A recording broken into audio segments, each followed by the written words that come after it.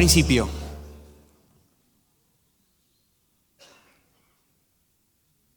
A la situación, a la segunda parte de ese video que vimos, a la conversación. ¿Fue una conversación eso? La charla, la comunicación. Digo, vamos a tratar de ponerle un nombre, ¿no? ¿Para qué estaba Michael ahí? Y yo intuyo que para que el padre se sintiera incluido, para que no sienta que perdió el control de las cosas, por respeto. Por respeto. ¿Y para qué estaba Don Corleone ahí? Y básicamente para que no maten al hijo. ¿Está bien?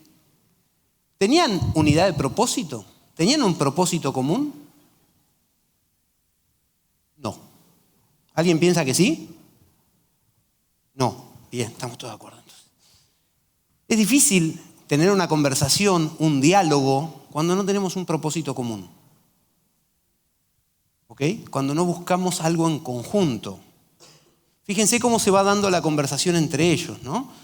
Don Corleone empieza bajándole línea, básicamente. Dice, mirá, te va a pasar esto, va a venir fulano, y ahí te van a matar. ¿No? Le está dando información, el otro la toma, se queda mirándolo. ¿Sí? De paso, le hace algunas otras preguntas, más que nada operativas, ¿no? ¿Viste lo de teléfonos, esto, lo otro? Está revisando la operación el señor. Y después va a la familia y le pregunta, che, ¿y tu hijo qué tal? ¿Se acuerdan? Entonces se va dando toda una conversación y Michael le contesta como mecánicamente. Sí, no, esto ya lo hice, no te preocupes. Hasta que llega un momento muy especial, donde Michael le hace una pregunta abierta, sincera, honesta, con curiosidad pura. ¿Qué te preocupa? Y ahí hay un cambio, ¿no es cierto? Ahí hay un cambio en la conversación. De hecho, Don Corleone se para, cambia de postura, se sienta al lado y empieza, vieron que hoy Manu decía, están historizando o historiando, pónganle como quieran. En el diccionario dice historiando, pero Pili nos enseñó que es historizando, así que nosotros seguimos a Pili, que es nuestra especialista en diálogo, ¿ok? Empieza a historizar. Entonces le cuenta cómo empezó, por qué lo hizo, no se justifica, quería otra cosa para vos, pero en definitiva, el que te convoque para esa reunión es el traidor. ¿Está bien? Listo. Fin. Bueno, eso básicamente no es diálogo. Y lo más importante que tenemos que tener en cuenta es que en ese proceso no hubo transformación. ¿Ustedes ven a Michael transformado después de esa charla con Don Corleone? ¿Ven a Don Corleone transformado por las respuestas de Michael? ¿Construyeron algo juntos? No. ¿Sí construyeron? No, alguien dijo sí, pero no era así construyeron. Bien, entonces, si lo que queremos es lograr un diálogo diferente, vamos a tener que tener en cuenta algunas cosas. Pero lo que les pido que quede ahí instalado es, cuando dialogamos, nos transformamos mutuamente. Entonces, ¿qué tiene que suceder para que exista un diálogo? Lo primero es que tengamos más oídos que boca, ¿no? Que estemos muy predispuestos a escuchar más que hablar. Vieron que nuestros mapas mentales nos traicionan. Entonces lo primero que hacemos es suponer que ya sabemos lo que el otro va a decir, ¿sí? Y por lo tanto dejamos de escuchar. Cuando dialogamos, el otro es importante. Estoy con vos dialogando, estamos construyendo juntos. No soy yo que yo digo y vos escuchás. Vos decís, yo escucho. Al estilo Michael y Don Corleone. Espacio dialógico. ¿Lo habían escuchado alguna vez? Pili, levanta la mano. La señora nos enseñó que un espacio dialógico es un espacio apto para que esa construcción conjunta exista. ¿Ok? Entonces, tiene que haber un espacio dialógico. Esto no lo vamos a lograr en la camioneta, gente. Yo sé que la camioneta es bárbara para las reuniones de directorio, de accionistas, de operadores, pero no, el espacio dialógico es un poco distinto, es un espacio más tranquilo donde nos podemos encontrar. Y por último, el resultado de este proceso de diálogo va a ser una construcción conjunta. Por eso decíamos que para poder integrarnos adecuadamente lo que necesitamos es dialogar. Y esto no quiere decir que vaya a ser fácil. Hay consideraciones a tener en cuenta. Primero que nunca vamos a volver a ser los mismos. Cuando entramos en un espacio de diálogo nos transformamos. Fuimos unos antes de llegar y después de esta conversación vamos a ser otros. Y cuando lleguemos a la próxima conversación, estos otros que somos va a ser el insumo de la siguiente. Nos vamos a ir transformando. Ninguna conversación va a ser igual a la siguiente, porque vamos a cambiar, no somos los mismos. Aunque sea por el mero paso del tiempo, no vamos a ser los mismos.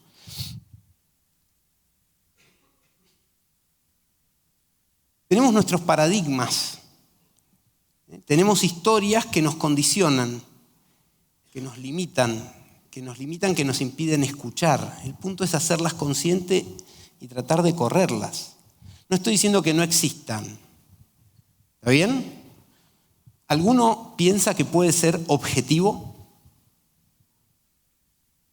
¿Quién puede ser objetivo en este salón? No se inhiban, yo soy objetivo. Bueno, algunos.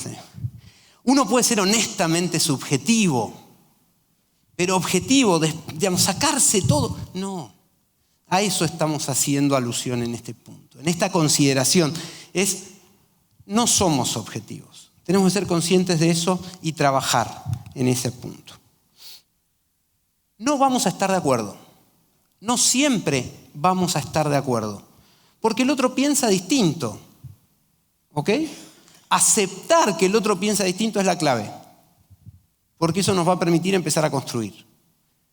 Entonces le diría que la siguiente consideración es aceptar. Aceptemos que los otros piensan distinto.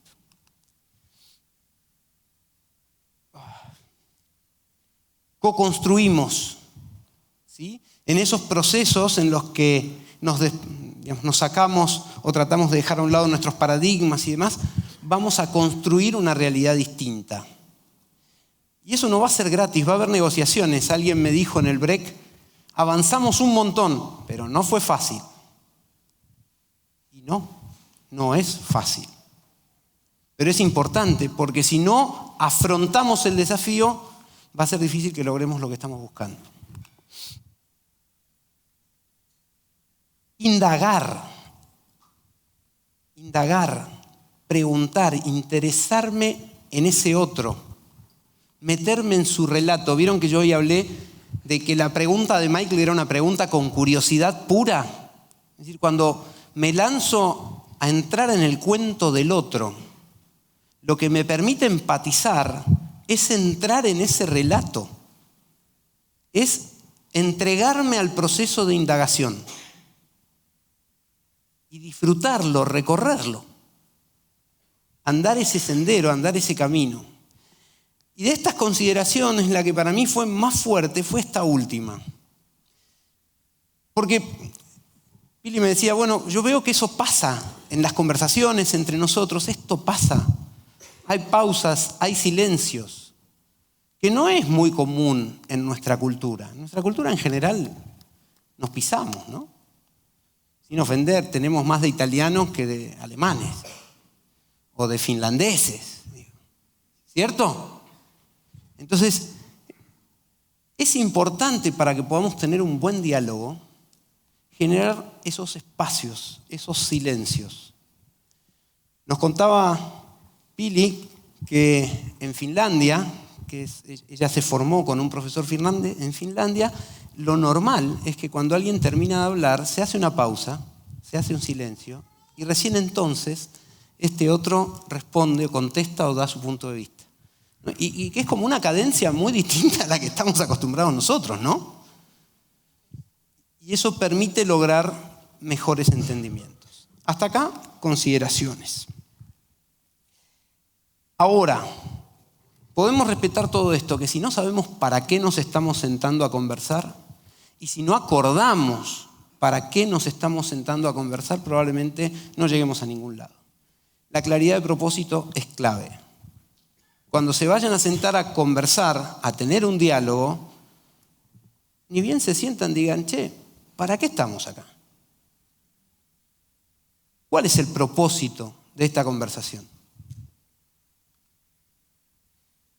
Vamos a las barreras, ¿sí? ¿Qué nos impide establecer un buen diálogo? Esta no es una lista exhaustiva, son las que para nosotros son las más importantes y las que queremos compartir. La primera tiene que ver con el encapsulamiento de ideas. ¿Cuándo nos encapsulamos? Cuando no podemos escuchar. ¿Sí? Cuando vamos por el lado de yo sé que esto es así y no me abro a otras posibilidades. Cuando cesa el esfuerzo común, porque cuando cesa el esfuerzo común lo que sobreviene es la frustración. No podemos negociar. ¿Qué me pasa? Me frustro, suelto. No hay diálogo. ¿Sí? Volvamos al ejemplo de hoy. Si don Corleone en cada reunión que tiene con Michael hace el mismo recorrido, ¿qué va a hacer Michael en la próxima reunión? ¿Va a escuchar? No. Y en la siguiente no va a estar. ¿Está bien? Piensen cuántas veces nosotros hacemos esto.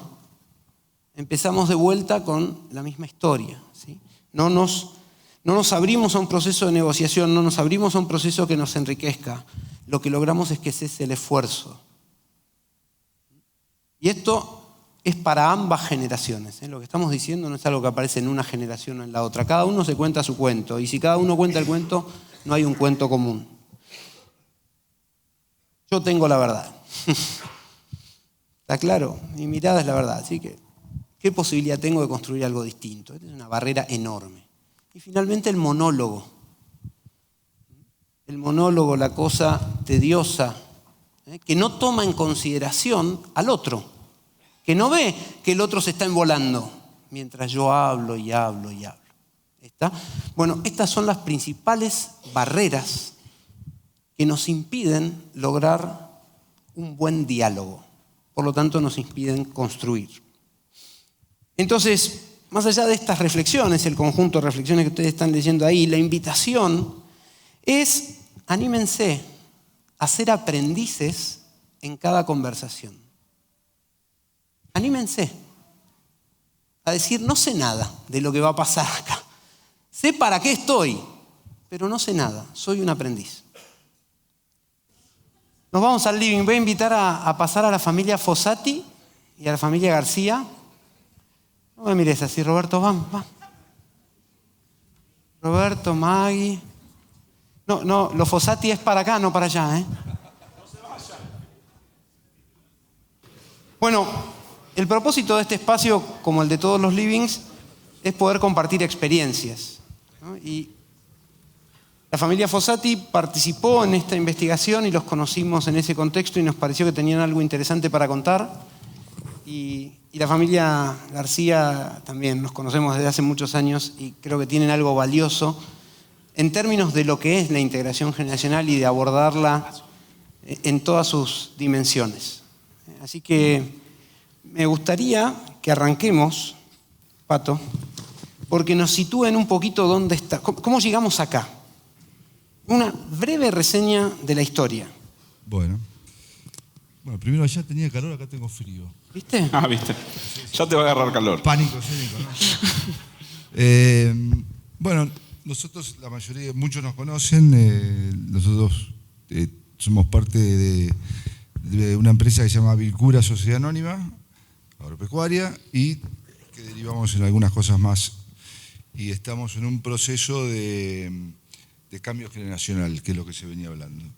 Y ya tenemos algunas incorporaciones en cosas que venimos haciendo. Se los cuento rápido, pero Vilcura nace de una asociación entre primos y amigos con un campo en el oeste de La Pampa, con una producción ganadera. Y de ahí después nos volvemos a juntar con otros primos más y hacemos una asociación más grande y hacemos una fusión de empresas y formamos Vilcura Sociedad Anónima, que es lo que tenemos hoy. En Vilcura, bueno, esa fue la generación que empezó y ya a esta altura de la vida tenemos la gente que viene detrás nuestro, nuestros hijos, nuestros primos, los hijos de nuestros primos. Y ya tenemos algunas incorporaciones. Primero vino Bernardo, probó estar ingeniero agrónomo, estuvo un tiempo en el campo, después se fue a trabajar a Banco Galicia.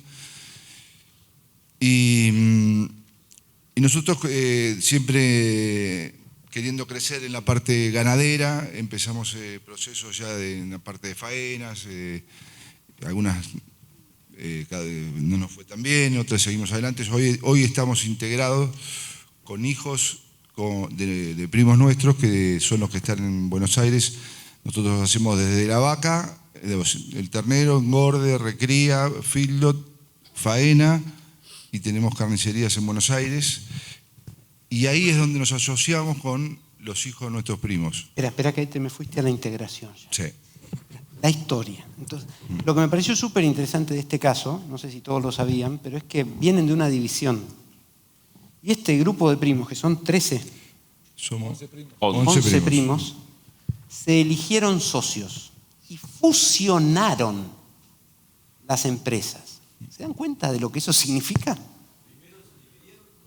Otros se dividieron. En la historia, nuestros abuelos, bueno, contaba. ¿Está acá? Meta. La generación de nuestros padres se dividió cada uno en su campo, se dividió en 4 pedazos. Y la generación de los primos que tenemos nosotros, las volvimos a unir. Entonces esa fue pero lo que pasa es que en vez de 4, en 4 pedazos surgió todo de 2 abuelos, después eran 4 hermanos, después vivimos 11 primos. Y eso fue lo que unimos nosotros. En el año 2000 se hizo esa fusión y bueno, hace 23 años que estamos trabajando juntos. ¿Qué tal, ¿Qué pasa que no aplauden? El primer año fue un poco movido. No me digas, ¿en serio? No, yo pensaba que había sido una pavada.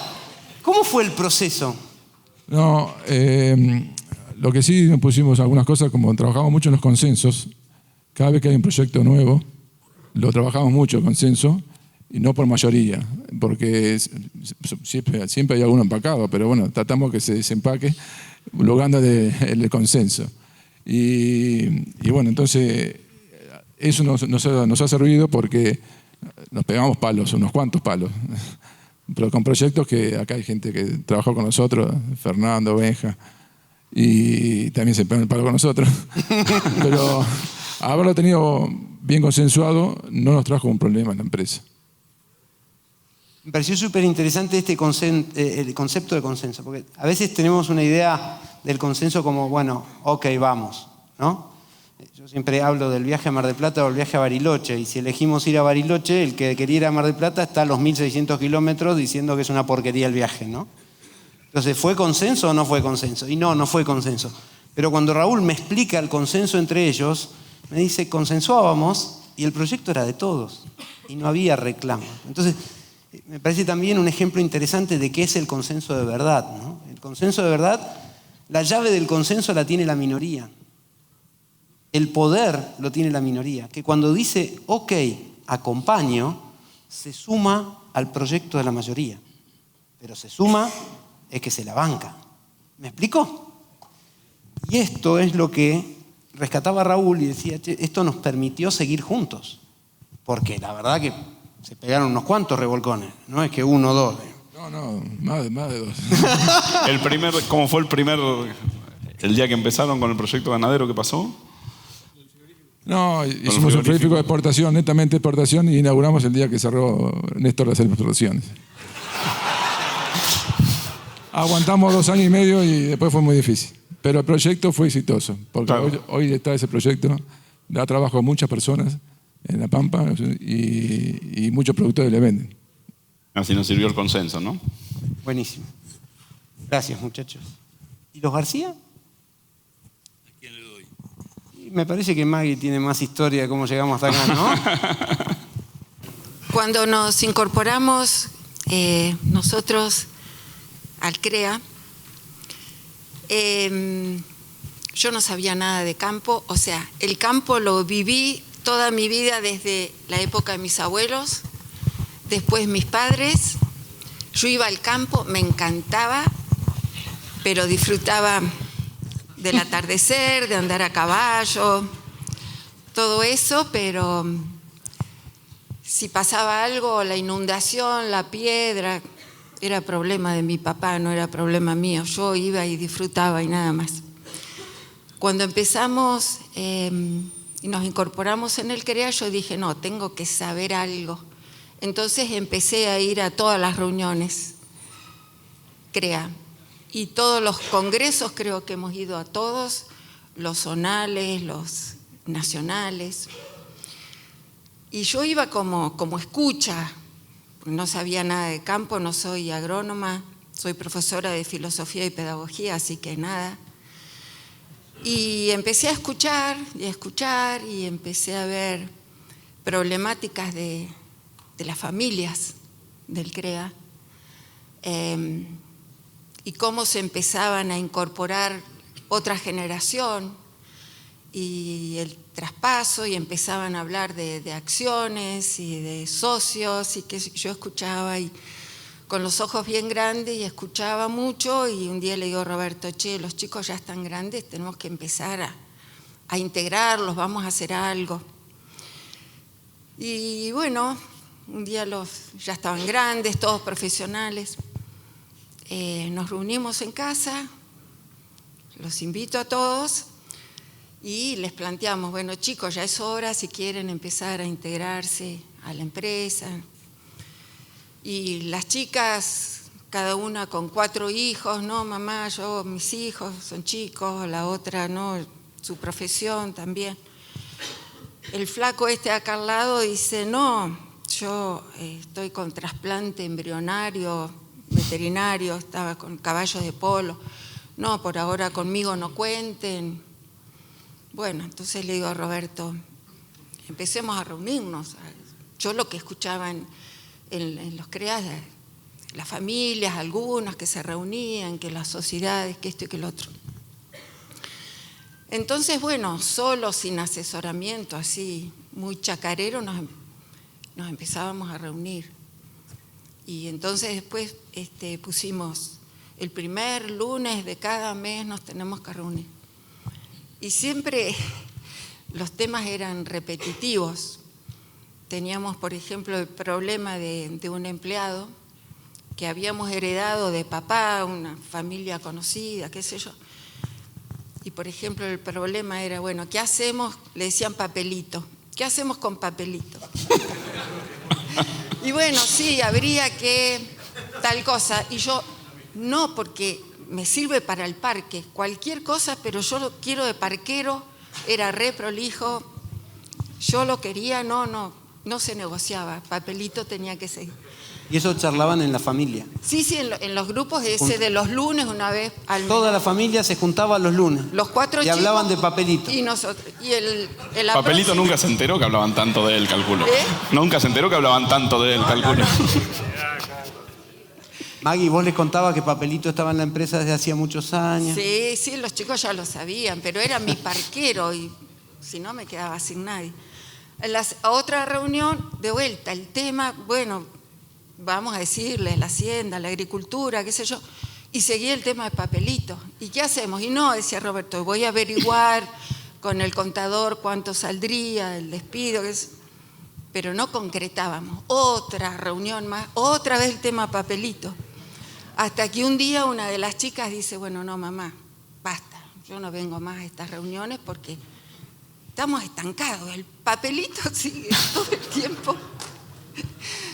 Entonces, dice, no, tenemos que buscar un asesoramiento. Entonces hicimos un cambio. Por supuesto que Papelito ya no lo tuve más. Y empezamos a buscar un asesoramiento y bueno, ya estamos en todo eso y en el traspaso y todo eso. Ahí ya avanzaste hasta el final, al estilo de Pato. Te fuiste. Lo que es interesante de esto es que tempranamente empezaron a integrar a la nueva generación en un ámbito que no era la operación. El intento fue en la operación. Vengan a laburar. No, tengo 4 pibes, no, estoy haciendo desarrollo embrionario. A laburar no. Bueno, entonces vamos como familia. ¿No? Insistidora la señora, lo llevó hasta cierto punto. ¿Cuál punto? Al que se agotaron de papelito, digamos. No se podía seguir hablando de papelito. ¿Pero dejaron de reunirse como familia? No. ¿Ok? Vamos a pasar por estos ciclos en los procesos de integración. El punto es que las dificultades van a aparecer. Si soltamos, el proceso no se va a completar. Y las dificultades van a estar. Facu, ¿cómo fue? Gracias, Maggie. ¿Cómo fue la integración de ustedes? Fácil no fue. Como socios, ¿no? Digo, el proceso que hicieron, porque hay algo parecido. Como hermanos, decís vos. Sí. Sí, cada uno fue. Los viejos fueron productores agropecuarios de grande, con 50 años. Y en el 2005 el viejo agarró el tambo, que era propio de él, entonces era desafiante para él, por primera vez, tener algo y poder desarrollarlo.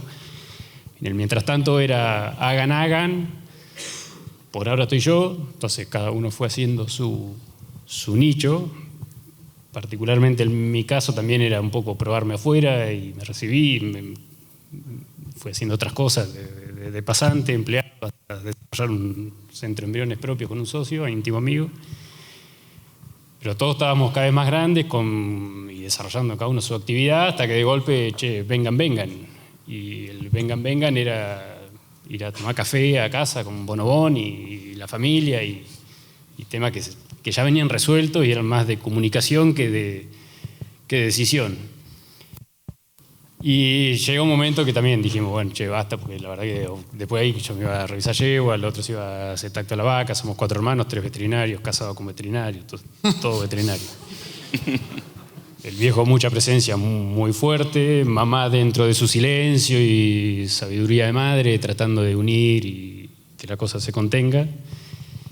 Y hasta que CREA hizo un curso de accionista o futuros accionistas y demás en Trenque, y ahí fuimos los 4 hermanos con otras familias de miembro CREA y demás. El grupo CREA también venía pinchando con que estas reuniones también eran bastante repetitivas, las mismas reuniones, y reunión CREA, y era un mandato ir a las reuniones CREA, los 4 hermanitos, familia Ingalls.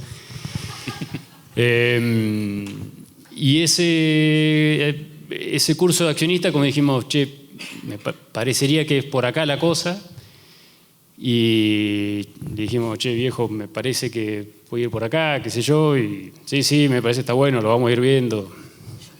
Y lo vamos viendo. Te está mirando.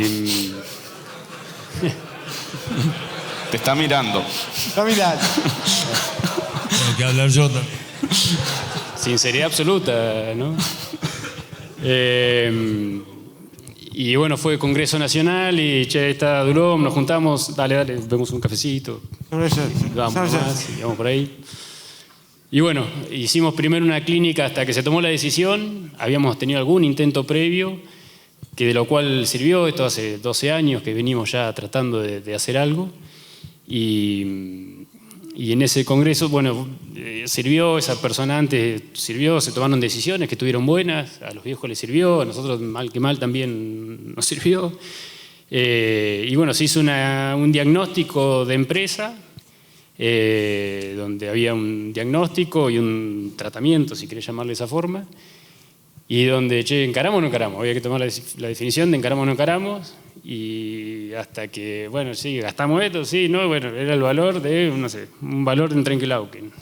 Y mi hermana, que es la más fría, la tercera, que es bastante fría con las decisiones. La única que no es veterinaria. Claro. Y le dijo, mirá, viejo, miralo como un costo, como una inversión. ¿Querés un terreno dividido a 4 o querés que los 4 por comprar un mes terreno? Clic, y ahí le metimos. Y bueno, alguna vez que arrancamos fueron procesos de los hermanos, que reuniones individuales, varias, después grupales, de llanto, de dejar todo arriba de la mesa, de ir y escarbar hasta lo más profundo de la confianza y de qué es la confianza, pero sí, pero más allá de la confianza y más adentro de la confianza y la lealtad y de no sé, de los legados, de sí, soy socio tuyo, pero fíjate que vos tu personalidad, no sé qué. Y, bueno, sí, tenés razón.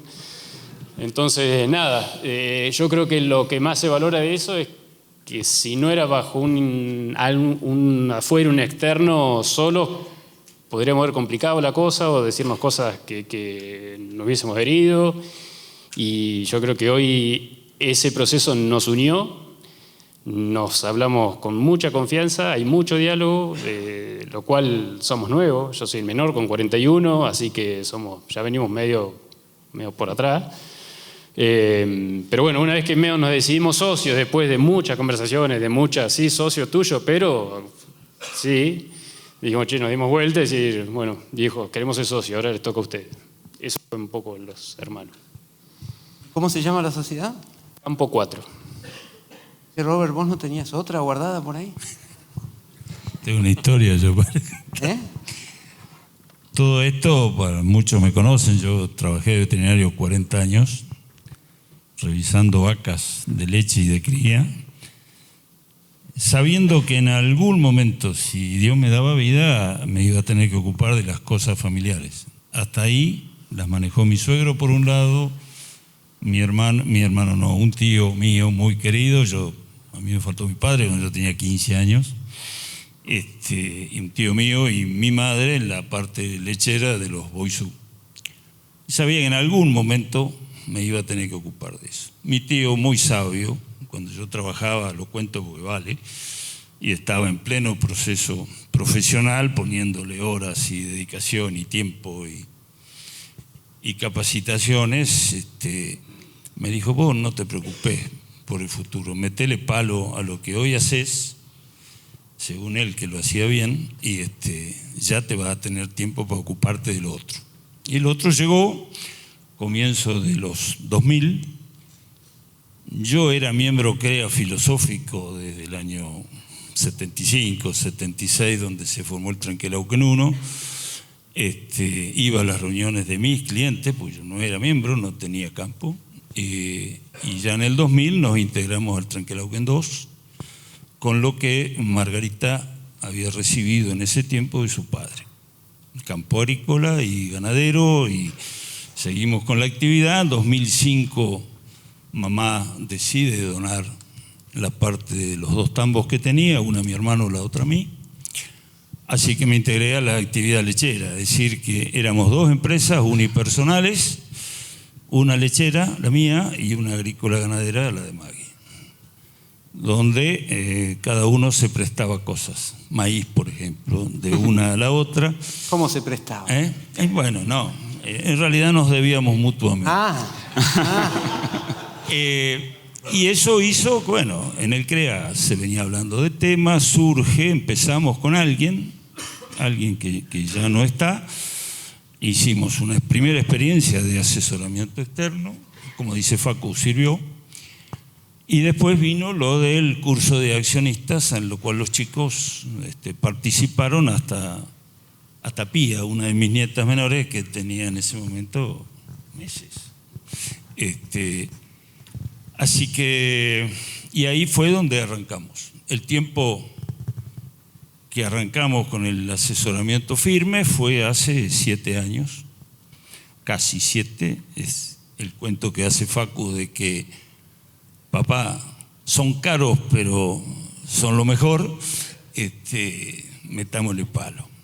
Claro. Y así llegamos hasta hace 4 años, donde tuvimos que tomar la decisión de integrar las 2 empresas en una sola. Es decir, se hizo una reconversión de empresas que desde el punto impositivo fue importante porque eso no cuesta plata. Entonces pasamos a ser una empresa sola, los chicos le pusieron el nombre, diversificada entre la agricultura, la cría, el feedlot y la vaca lechera. Y bueno, y ahí vino el tema. ¿Quién quiere acompañar a los viejos?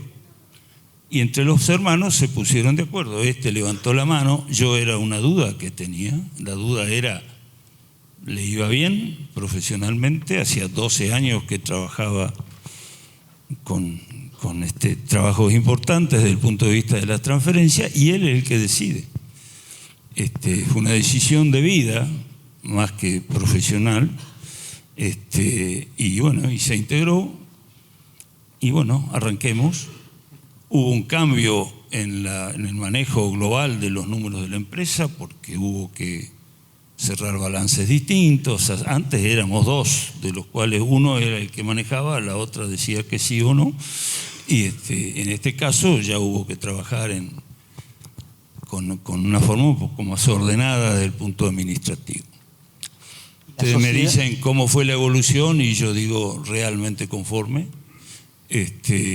Y me parece que bueno, hay para charlar un montón, pero ese fue el proceso donde, ¿qué nos simplificó a nosotros? El hecho de que, más simple que lo de ellos, éramos dos, marido y mujer, con dos empresas distintas, era fácil integrarlas, las dos en el partido de Trenquelauquen, y con nuestros hijos, todos viviendo en Trenquelauquen, cosa bastante rara, porque yo siempre digo que tengo 8 hijos, 4 míos y 4 políticos. Espera, Robert, porque... Dale, lo dejo ahí. No, porque para vos fue fácil, porque los que lloraron, confianza, lealtad, fueron ellos. Ya sé. Vos habías armado algo antes. Sí. ¿Y dónde está lo que armaste? ¿En qué sentido decís vos? ¿Armado? ¿No había una sociedad? Ah, sí, es cierto. No, está bien, ni me acuerdo. Mirá cómo andaba, qué potente ha sido, que no me acuerdo ni el nombre, me acuerdo nomás. Te la va a agarrar Margarita, te la va a quemar. Hacía unos años antes habíamos armado algo con mi contador que se llamó La Consecuencia, SR, como decía, La Consecuencia tenía que ser algo que los integrara. Está guardada en un cajón, nunca facturó, nunca se usó porque en el medio vino todo esto. Sigue estando ahí por la duda. Los chicos dijeron, la nuestra se llama Campo 4. Sí, no se llamó como la otra. La apropiaron. Una pregunta más, que tiene que ver con qué es la integración para ustedes. Vos ya algo contaste, Robert, de la integración con Facu, pero me gustaría saber acá para los Fossati, ¿cómo es eso de la integración? Algo empezaste a contar. Redondémoslo. ¿Cómo se están incorporando hoy los miembros de la nueva generación a la empresa? Bueno, la empresa, aparte de tener la parte de agricultura, la parte ganadera que termina en faena, y ahí es donde empecé a contar que nosotros, con los hijos de mi primo, de uno de nuestros primos, nos asociamos. O sea, el 50% una vez que llega a la carnicería, el 50% es de ellos y el 50% de Vilcura. Vilcura Faena también vende abastecedores, pero lo que va a las carnicerías nuestras es 50 y 50.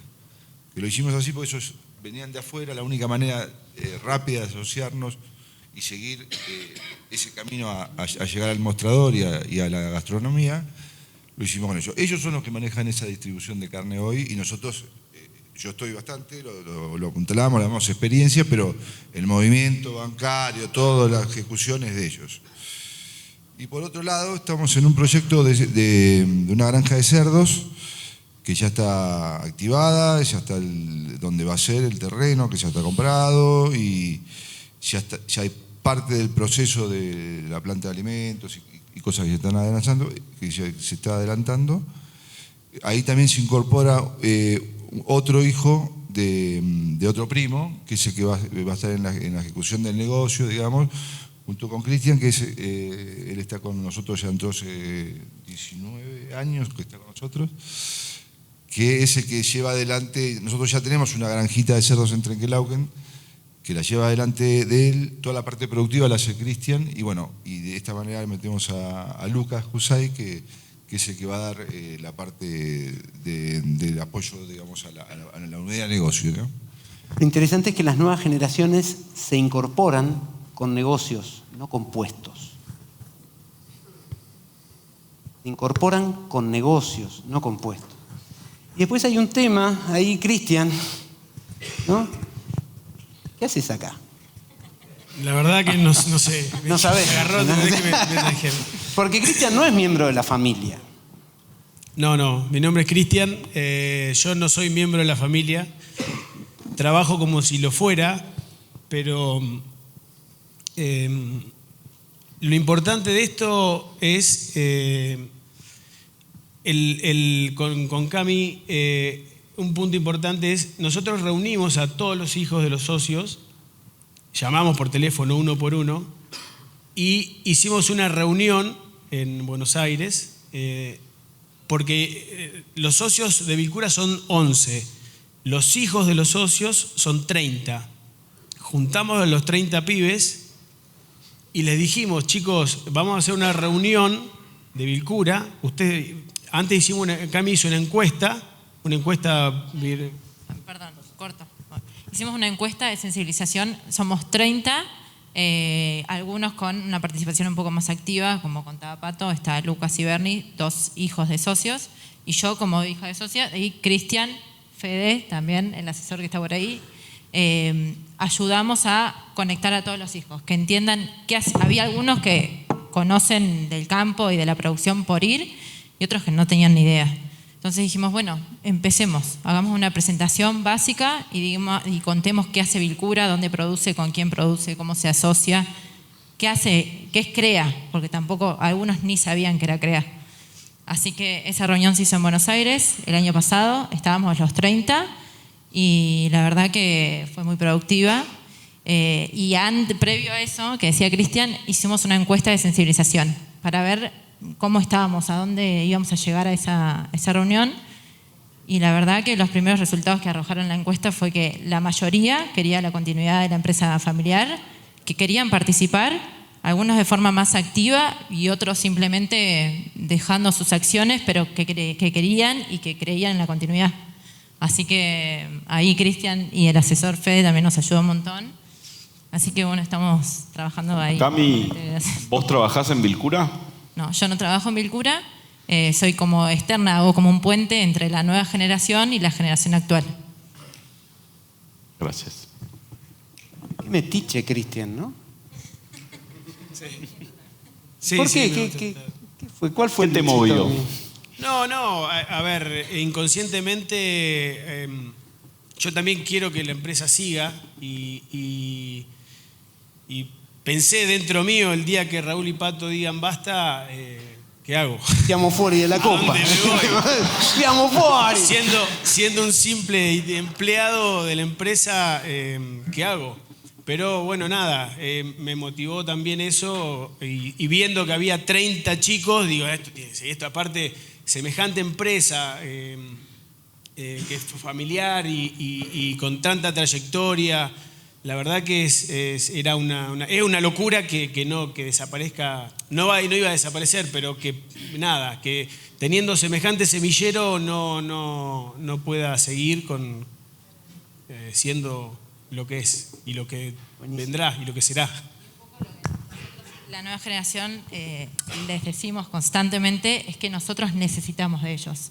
O sea, la nueva generación que viene, que hoy actualmente están trabajando Lucas y Bernie, y todos los que vienen entienden, Vilcura tiene que seguir, puede aparecer nuevos hijos de socios, pero necesitamos que se queden para aprender. Para nosotros eso es la mejor capacitación. Así que eso es un poco lo que siempre decimos, no se vayan. El problema es que el mapa mental de la generación anterior es, si vienen ustedes, nosotros. ¿Es ¿Están así? escuchando esto? ¿Es así? Se van a tomar vino. Una cosa importante que se les dijo a todos los chicos es que todas las propuestas no necesariamente tienen que ver con la parte agroganadera o la parte de campo. Puede ser cualquier cosa. Gracias, Cristian.